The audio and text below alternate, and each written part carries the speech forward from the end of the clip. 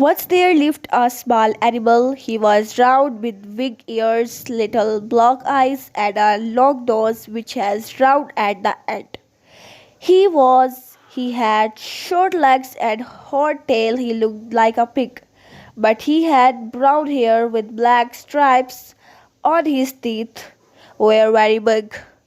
When he opened his mouth, he roared angrily like a tiger. His mom and dad were dark brown and had no stripes. They called their son Tiger-pig.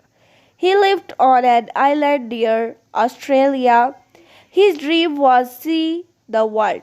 His mom and dad did not want to let him go alone. So one day he jumped into the sea and swam and swam well till he saw a beautiful pink castle and island. Tiger went into the yard to the castle and saw a lot of yellow people. They were around a young prince who was painting a picture. The people said to the prince, "Look, what a nice tiger." "It's not a tiger," said the prince.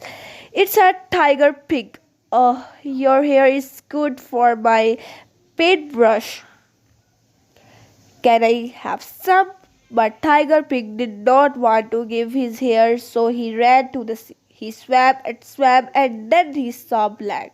He walked through cool, dark, wet forests and over hot, dry, sandy deserts, and he saw black people. They wanted to eat the tiger pig, but he did not like the idea and he ran to the ocean.